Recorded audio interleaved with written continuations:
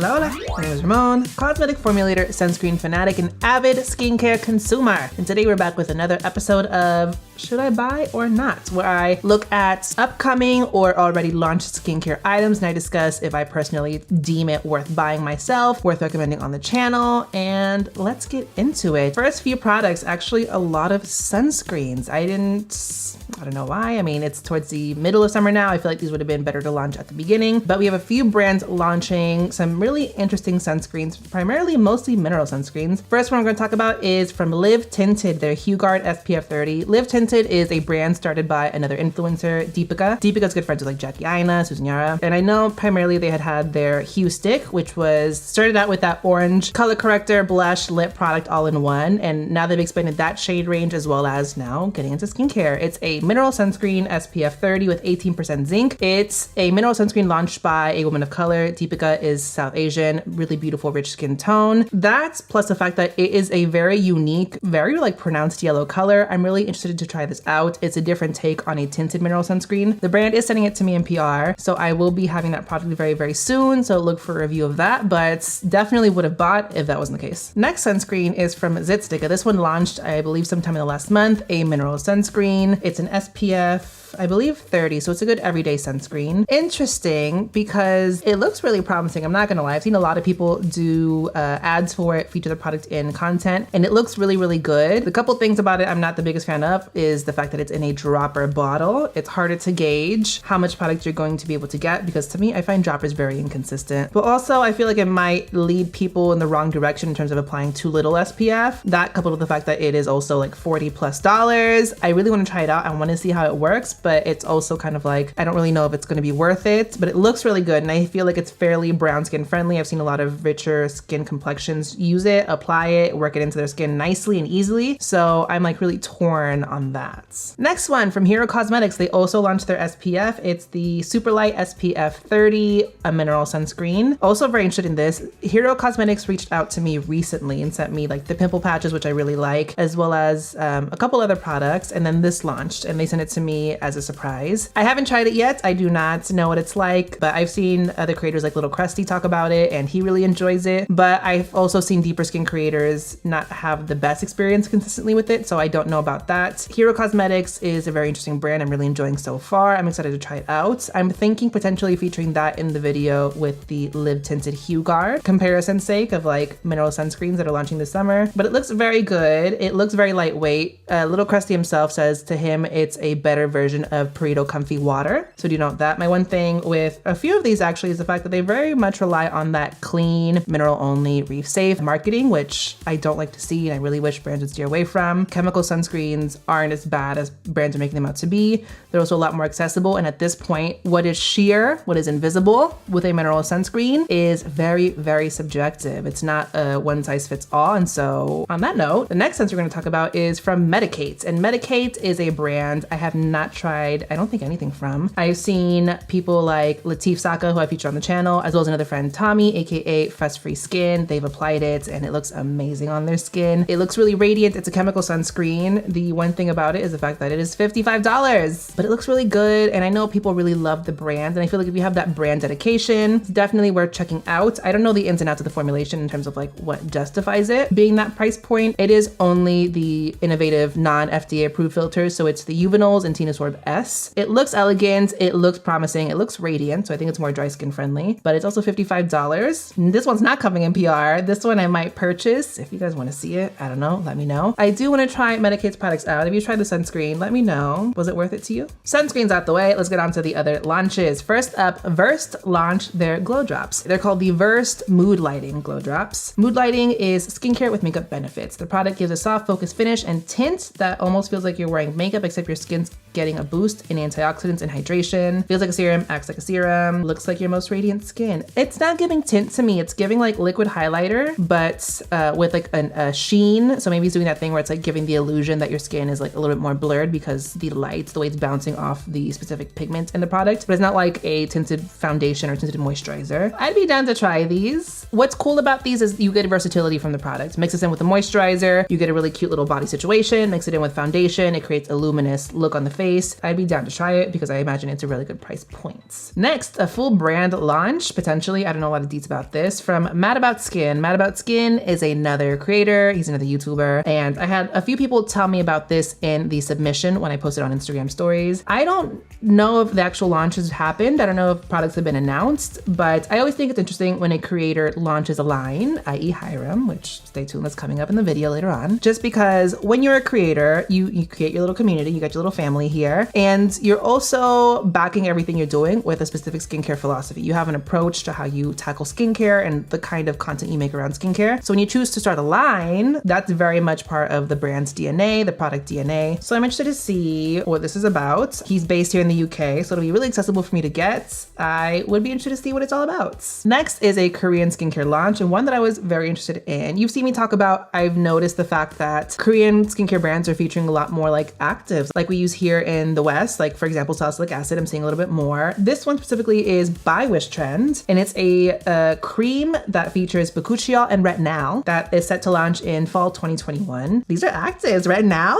Not Retinol, not a derivative, Retinal and Bakuchiol, which, okay, that's what it is. But those two together is interesting in a cream. Don't know a lot of details about it. I'll link the Instagram post down below. I think I saw it in a tweet. It's interesting. It's really fun to see a lot more Korean brands get into this, like, let's include actives and like a little bit more of an intense skincare product as opposed to like here in the West. I wish we could get a little bit more of like Korean skincare approach. Like I want more Centella. Next, from I'm From, we know I'm From for their mugwort line, their rice line, their honey line, their fig line. Now they got Pear. I don't know what Pear is all about. I don't know what the benefits are supposed to be about Pear specifically, but they're launching a set of products that have Pear in it. I don't have it. I don't have a lot of details about it. I don't know if it launched already, but it's interesting. What are your thoughts on Pear in skincare? Let me know down below. Next is a brand I've seen here and there, and it looks really interesting to me actually. It's called 4 AM Skin. I don't know a lot of details about the brand necessarily, but from what I understand, it's a POC owned brand. And if you go on their Instagram, it says 5% of each order goes to New York's LGBTQ community centers. So that's really cool. That's something I definitely want to support. And then looking at the products, I believe they just have 2 products. It's called Rise and Rests. Looking at Rise, first of all, antioxidant rich moisturizing power serum is how they're marketing it. Some AHA, BHA, vitamin C, ferulic acid, some ingredients I've never heard of like aquoxyl and ergothioneine. I'll look into those later. $69 hefty price point, but it's one of the things where you're supporting a smaller brand, an indie brand. There's more behind the brand that they're potentially doing, for example, like donating to LGBTQ community centers in New York. So I'm gonna look more into the line, but definitely interesting. And then looking at their other serum, their Rest serum, which is ultra nourishing, age defying vitamin B rich serum, specifically microhyaluronic acid, ergothioneine again, palmitoyl tripeptide, and niacinamide. Something worth noting is that again, they do a very generous free from list, a very long we don't include these, which again, I think just gets into a lot of fear mongering. I think it just perpetuates more of that clean mindset it doesn't do good for, I think, the skincare community. And I think it's just going again in the wrong direction. There's always a time and place in my mind for luxury skincare. Just because I normally wouldn't want to recommend it or use it myself at a certain price point doesn't mean I don't think it's bad, or doesn't mean that I don't think it's not worth using. Like there's a lot of high-end skincare I really, really enjoy and I do splurge for. These are interesting. I have to look more into like those ingredients I haven't heard of. I'm not 100% sold though. Next, Selfless by Hyram, the like #1 skincare influencer right now and for the last minute, finally launched a skincare brand done in tandem or partnership with the Inky List. And here's the tea. Looking at the products very objectively, I'm not mad. I'm really not mad. I know people got some type of feeling about that. Going back to what I was talking about, bringing Korean elements into the West and vice versa, I think there's a very good marriage of that, as well as with some things that we're very used to with the Inky List. For example, that cleanser, want that cleanser. The exfoliator, I think is a really, really good approach to a gentle exfoliant, something that I would like to use very frequently as more of a consistent maintenance. The retinol is interesting, salicylic acid, niacinamide. It's like very, and I'm not surprised Hyram would launch these kinds of things. I watched Hyram's channel religiously for years. And so seeing this, it's actually really fun and really interesting. It's very much him, I find. So I'm not mad at this. Price points, I think, is what I was most shocked by, but I don't think it's the most off-putting price points. It's not Inky List accessible like we're normally used to. There's probably a rhyme and a reason as to why the price points are the way they are, but I don't know. I do want to try a lot of these. I haven't ordered them. I don't have them in PR, so I will have to buy them, but stay tuned. Maybe in the next couple months, I will get a review on Selfless by Hyram up. Next one, short and simple. Summer Fridays is a brand that I think there's a lot of hype for me. It's specific, like beauty consumers really like Summer Fridays, and they were really known for their jet lag mask. And people had a lot of complaints about it, specifically just because of, I think, fragrance or certain formulation components that were a little bit more sensitizing. Pulled the product, reformulated it without those specific factors, and so they relaunched it. And I think it's a little bit more, again, universally accessible just because formulation's a little bit more sensitive skin friendly. I think I've once used a sample of this. I didn't love it necessarily. Like, it wasn't something that I needed at that point in time. But if you love the Summer Fridays jet lag mask, just know it is reformulated, relaunched, and a little bit more sensitive skin friendly. Next from Dr. Sam, their Revival Mask. So this is supposed to be her interpretation of like a very hydrating sleeping mask slash wash off mask, depending on how you want to use it. It retails for 32 pounds. And specifically the marketing around it is achieve next level hydration and transform your skin with 10% niacinamide, shea, squalene, glycerin, and hyaluronic acid in just 10 minutes. It's like a big glass of water for overwhelmed skin. You can either do it as a rinse off mask for a few minutes, or the way I've been using it, because I did get it in PR, is you can use it as a leave-on overnight mask. What I will say is I prefer this formulation and texture to the other moisturizers in her line, but Dr. Sam, I really enjoy the line. Her serums especially, and the cleanser. She doesn't go as conservative as I feel a dermatologist normally would. So seeing this from her line was really interesting. I would have been interested regardless, but they did send it to me in PR, and I can actually say it's not a bad product. I really enjoy it. Next from Sweet Chef, their Vitamin C plus Ginseng Oil-Free Moisturizer. If you don't know, Sweet Chef is like Glow Recipes' little sister line, and I believe it's sold at Targets. They're a little bit newer, and it's a little bit more of a basic line. I haven't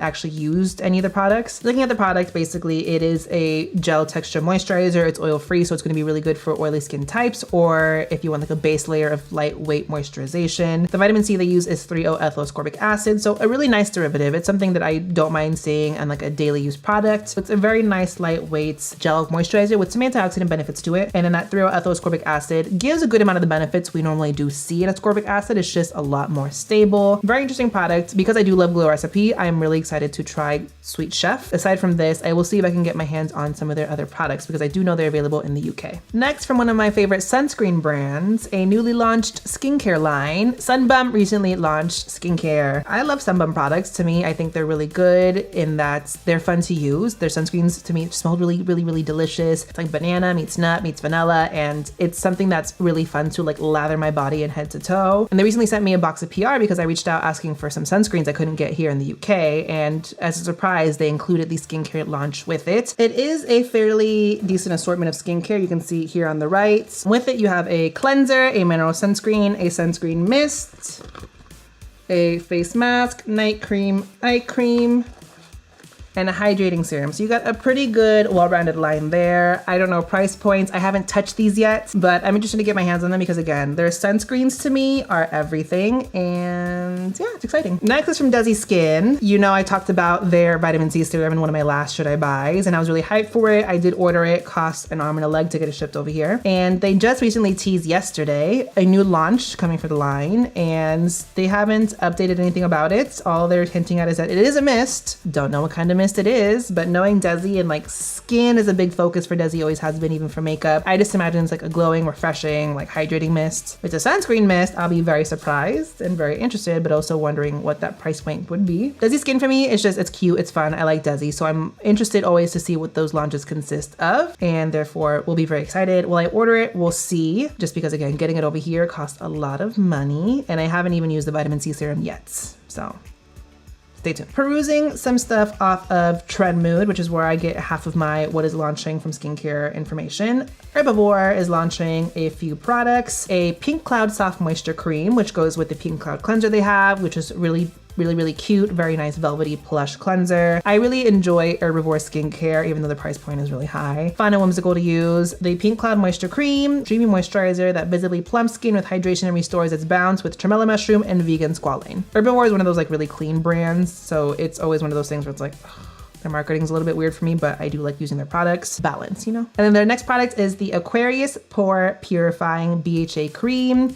a lightweight moisturizer powered by soothing blue tansine, clarifying willow bark, BHA, purifies pores, and visibly balances. I want this. I do want this, 1006%. I love the blue tansy mask and I love their lapis oil, and this is very much up my alley. Potentially we'll be getting this. Stay tuned. Also on Trend Mood, Tatcha is launching a moisturizer. Tatcha for me, beautiful products, beautiful packaging, rarely ever worth the price point. The one Tatcha product I ever would have wanted to try was a sunscreen they had that I don't think they carry anymore. So that was a bust, and I think it was like 60 something dollars. Their oil cleanser is really cute, and their moisturizers and stuff are nice. It's just expensive. But this is their Indigo Overnight Repair Moisturizer. It doesn't specify. And I'm getting the fact that it's going to help like with moisture barrier stuff, but they don't really say what the product is. Helps strengthen skin barrier, calm irritation, balance the microbiome, maximize the skin's nightly renewal process, and helps with complexion and whatnot. Interesting product, would want to try it out, but in my mind, this price point would be somewhere in like the $60 to $80 range, and